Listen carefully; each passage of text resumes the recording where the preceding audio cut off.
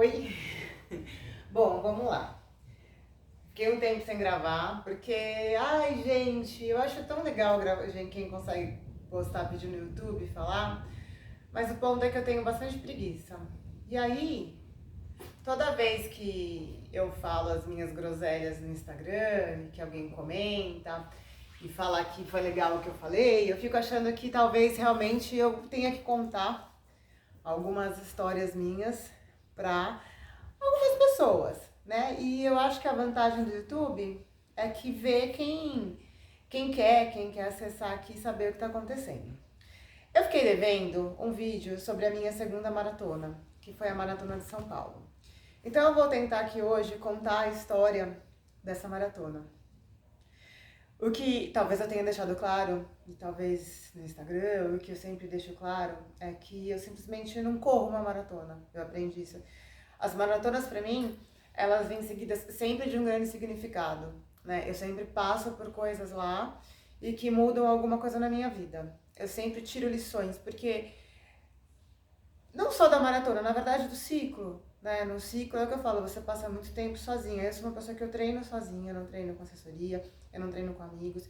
Eu acho que 99% dos meus treinos de maratona são sozinhas. Então eu tenho muito tempo comigo mesma correndo, refletindo. E já do ciclo eu sou uma pessoa diferente, cheia de aprendizado. Quando eu passo a prova, então, isso se multiplica, né? A Maratona de São Paulo foi o seguinte, por que eu fui correr a Maratona de São Paulo? Eu tinha feito a Maratona de Montevidéu em 2017, né? E como eu falei, por ser a minha primeira vez, eu fui muito bem. Eu acho que eu fui muito bem na maratona. Eu achava que eu ia ficar muito acabada. E também tem um negócio, quem corre sabe. Quando você corre a maratona, você sofre. Em algum momento você sente dor, você quer que chegue logo, você é resiliente. Passou 2 dias, você não lembra de mais nada do que aconteceu. Você não lembra de dor, você não lembra que você sofreu, você não lembra quanto foi difícil acabar a prova. Mais tardar 5 dias você sente isso. E aí acabou a maratona, passou, voltei pro Brasil, voltei para São Paulo, bateu, sei lá, uns meses, eu achei que eu não tinha feito uma maratona. E eu sou muito rígida comigo mesma também. Pra mim, pra ser uma maratonista, eu não podia ter corrido só uma maratona. Pra mim, eu teria que ter corrido mais do que uma maratona pra eu me considerar maratonista. Enfim, na maratona de Montevidéu, eu fiz contato com uma brasileira pra gente se encontrar lá, pra gente largar juntas. No fim, a gente não se encontrou, mas eu acabei seguindo ela no Instagram. E ela postou, eu acho que foi pro final de 2017, ou foi em 2017, que ela tinha feito a Uphill, né? E postou, achei super legal, fiquei interessada. Ela falou, olha, você tem que se inscrever para um sorteio, né? Uma prova simples. A Mizuno Uphill Marathon, que foi a terceira que eu fiz. Tem todo um esquema para essa prova, fica de olho na inscrição. E aí eu decidi que eu queria fazer a Mizuno Uphill em 2019, né? Que eu ia me inscrever no sorteio em 2018 para fazer em 2019, alguma coisa assim. Não lembro as datas precisas. Porque eu queria sofrer, eu queria uma maratona que eu acabasse assim, meu Deus do céu, eu acabei. E aí eu vi a Uphill. Me inscrevi pro sorteio da Uphill, só que aí eu não fui sorteada. Me inscrevi, paguei lá, você tinha que fazer um pagamento, não foi sorteada. E fica aquilo na cabeça. Aí foi chegando no final de 2018, eu falei, eu tenho que fazer uma maratona forte. E aí eu sabia que a de São Paulo era uma maratona meio cascuda. Eu tinha lido de algumas pessoas que tinham feito que a maratona de São Paulo era meio casca, né? Um percurso puxado. Eu falei, quer saber? Já que eu não consegui a Uphill, vou me inscrever para a maratona de São Paulo. E foi um período, assim, que eu não queria parar o jiu-jitsu. Eu estava treinando super bem no jiu-jitsu, estava competindo, tinha competindo em 2018. E eu não queria parar, eu não queria deixar pra lá o jiu-jitsu, né? E aí, eu ia pegar a faixa roxa, né, em 2018, final de 2018. Aí eu me inscrevi e comecei a treinar. Comecei a treinar em novembro, os mesmos 6 meses que eu ia treinar para Maratona de Montevidéu, eu desenhei o treino para Maratona de São Paulo. Comecei a treinar, fazer o ciclo, peguei a faixa roxa do jiu-jitsu no final de 2018, virou o ano, eu já tava treinando. E quando você muda de faixa no jiu-jitsu, cara, mulher principalmente, se prepara. Porque a porrada, você vai tomar porrada. E eu não queria parar de treinar. E aí começaram a vir várias lesões. Lesão no joelho, lesão no pé. Ah, eu tinha que fazer um treino de 18 quilômetros no sábado. Puta, na quinta-feira eu tomava uma chave de pé, doía meu pé. Eu cheguei até a pular alguns treinos longos, foi um ciclo bem complicado, tive muita dor, tive muita lesão, teve um treino de 30 que eu não consegui fazer, né? E aí eu fiquei assim, eu lembro de alguns momentos eu me questionar se eu deveria fazer mesmo essa maratona, né? E teve um fator também, assim, muito importante pra mim. O meu pai, eu já falei no Instagram várias vezes, quando ele infartou em 2002, foi o primeiro infarto dele, meu pai corria, já falei isso também, foi treinando pra fazer a Maratona de São Paulo. Então ele não fez a Maratona de São Paulo. Então ninguém sabe disso, mas a Maratona de São Paulo pra mim tinha uma ligação muito importante por causa do meu pai, né? E o meu pai tinha infartado a segunda vez em 2017. Então, pra mim, era como se eu devesse aquela maratona pro meu pai. Então, cada vez que eu saía pra treinar, eu falava, ai, não, eu vou treinar, eu vou fazer a maratona, é pelo meu pai. Então, eu tinha o desafio meu, o desafio do meu pai, né? Eu queria dar a medalha da maratona pra ele. E foi isso, foi um ciclo difícil. Eu lembro que pra Montevidéu eu treinei até 33 quilômetros, pra Maratona de São Paulo eu treinei até 35. Os paces eram ridículos, assim, não se comparava com o ciclo que eu fiz em Montevidéu. Ridículos de altos. Sofri muito nos treinos, cheguei a correr com dor no pé, com dor no joelho. Mas eu decidi que, eu cheguei a questionar, será que tá acontecendo tanta coisa aqui pra não ir nessa maratona? Será? Aí convidei um amigo meu de jiu-jitsu pra ir correr, ele também se inscreveu, ia correr a maratona. Aí o que aconteceu? 2 dias antes da maratona, eu fiquei muito gripada, muito, assim, de não conseguir falar direito, né, porque gripadaça, assim. E falei, gente, acho que não é pra ir pra essa maratona, eu já machuquei meu pé, já machuquei meu joelho, já machuquei tudo, agora eu fiquei gripada. Eu acho que são sinais que não é, o ciclo não tá bom, eu tô correndo muito devagar, acho que os sinais não são para eu correr essa maratona. Mas aí eu lembrava do meu pai, daí eu lembrava de mim mesmo, da resiliência. Aí eu fui lá, peguei o kit, tava chovendo, era um final de semana péssimo, ela era dia 7 de abril, que é o dia do aniversário da minha mãe. No dia 7 de abril, que era o dia da maratona, ia ter um campeonato de jiu-jitsu da equipe que eu treinava. O meu marido, ele que monta o campeonato, ele trabalha, ele não ia poder me esperar no final da maratona. Ele ia me deixar lá e eu ia ter que ir correr a prova sozinha. Ela largada do Pacaembu e ela acaba no Ibirapuera. Enfim, fui pegar o kit e mal. Aí eu falei, bom, eu vou dormir. Se eu acordar melhor, eu vou. E seja o que Deus quiser. Faço como for. A minha meta é acabar essa maratona. Dane-se o pace, dane-se o tempo, eu quero terminar. Aí eu fui dormir. Acordei cedo, me troquei e tal. Meio gripada ainda. Aí eu fui acordar o Luiz pra me levar. Quando a gente entrou no carro, começou a chover. Ele falou, e agora? Eu falei, vamos, eu não vou voltar. Agora já era.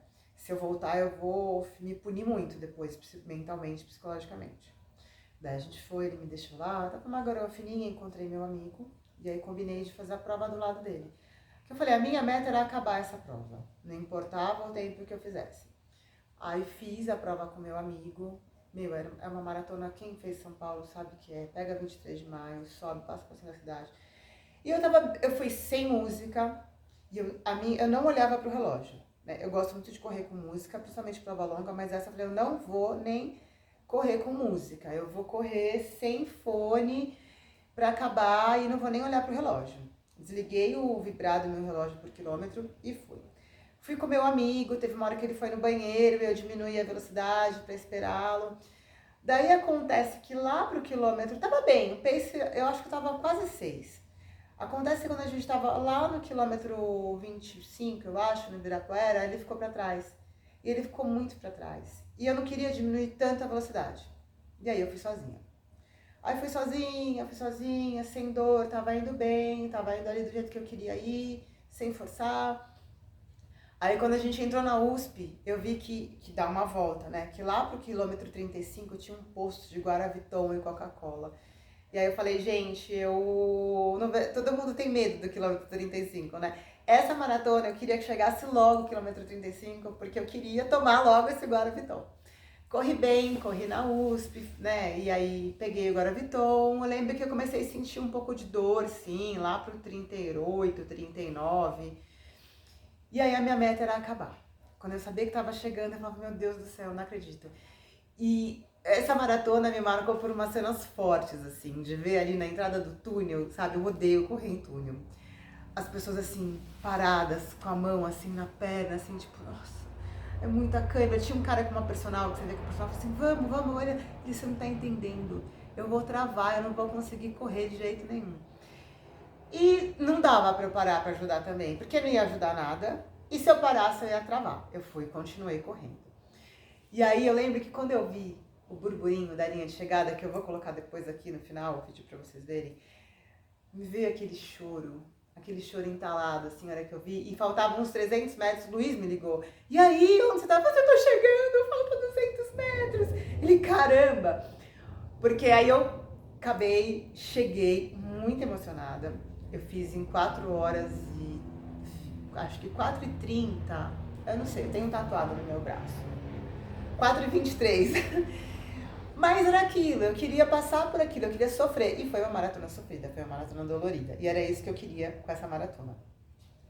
Só que teve uma coisa assim, muito triste, né? Eu cheguei, eu não vi meu amigo, ele demorou muito pra chegar. E quando você acaba uma maratona, você fica muito emocionado. Muito, né? E era a minha segunda, eu tinha sentido dor, eu tinha vindo de um ciclo difícil de maratona. E aí você chega e acaba e não tem ninguém conhecido pra te dar um abraço. E isso é muito complicado, muito, de verdade. Aí eu lembro que eu sentei assim no chão, na guia, e comecei a chorar, sozinha, de emoção, por aquilo que eu tinha feito. Aí chorei, levantei, aí eu fui ver se eu via meu amigo chegando, nada dele ainda. Aí vi uma moça que eu segui aqui no Instagram, que a gente trocava mensagem. Dei um abraço nela, e aí esse abraço que eu dei nela por ela acabar, serviu pra mim também. E aí fiquei mais um tempo esperando, aí eu falei, vou embora. Aí tive que ir embora de Uber. E aí fui andando até a Avenida Brasil, lá da Brasil eu peguei um Uber e fui direto pra casa da minha mãe, porque minha filha tava lá e eu queria encontrar meu pai. Eu cheguei lá acabada, sim, mostrei a medalha pro meu pai, dei parabéns pra minha mãe e tava me sentindo realizada por ter feito. Foi praticamente 1 hora a mais do que a Maratona de Montevidéu. Mas foi muito importante, muito. E eu senti muita dor no ciclo, como eu falei, nos pés. E quando fechou a maratona, eu falei assim, eu não corro mais maratona. Meu corpo não aguenta mais maratona. Não dá, né? Meu corpo não foi feito para correr longa distância. Olha o que eu falei pra mim. Eu lembro que depois eu encontrei meu amigo e ele falou qual é a próxima. Eu falei, não, foi a última. Meu corpo não dá conta. Eu não dou conta de correr longa distância mais. E aí eu falei que era a última, né? Guardei a minha medalha, guardei meu número de peito, tirei um monte de aprendizado, de dor, de resiliência. Foi a prova que eu fui mais resiliente, sim. Mas eu consegui terminar, né? Então foi a segunda e eu falei, não, agora eu não corro mais. Né? E foi muito importante, foi o que eu falei, foram ciclos que eu corri até 35, que eu achava que eu ia acabar. Cheguei a fazer treino na esteira, que eu odeio correr na esteira, mas valeu como mais uma conquista, a segunda maratona, assim. E aí dali eu decidi que eu ia realmente me dedicar para o Gil e não ia mais focar na corrida. Foi quando eu comecei a me distanciar da corrida e dar um tempo. Ali depois eu fui fazer prova só depois da pandemia. Daí, de abril de 2019, eu fui voltar a correr só na pandemia, que foi em março de 2020, quase um ano depois.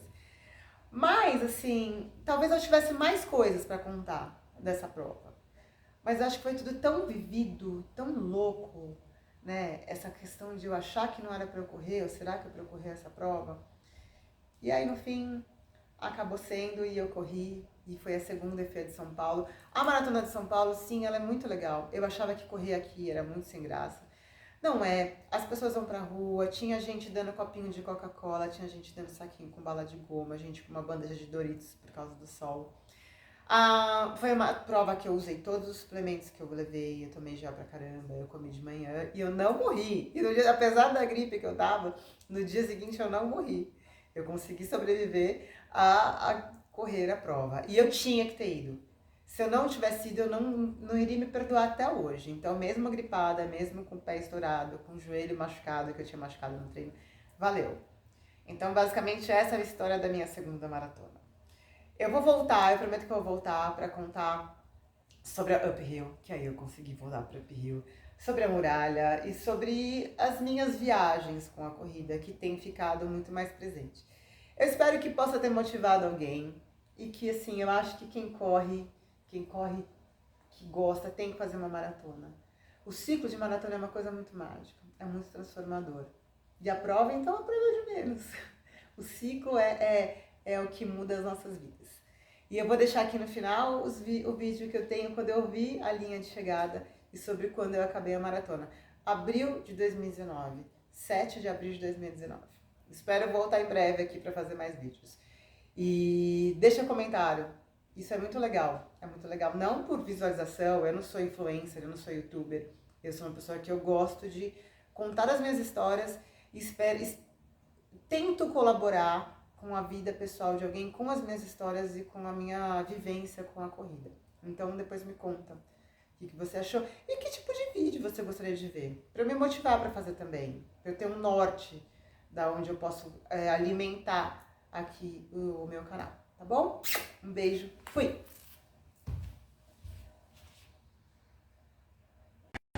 Falta menos de 1 quilômetro. Eu estou vendo a linha que chega.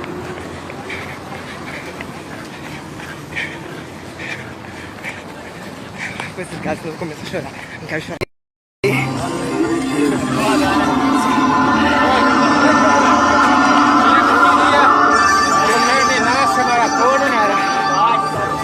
Não dá pra explicar. 4 horas e 20.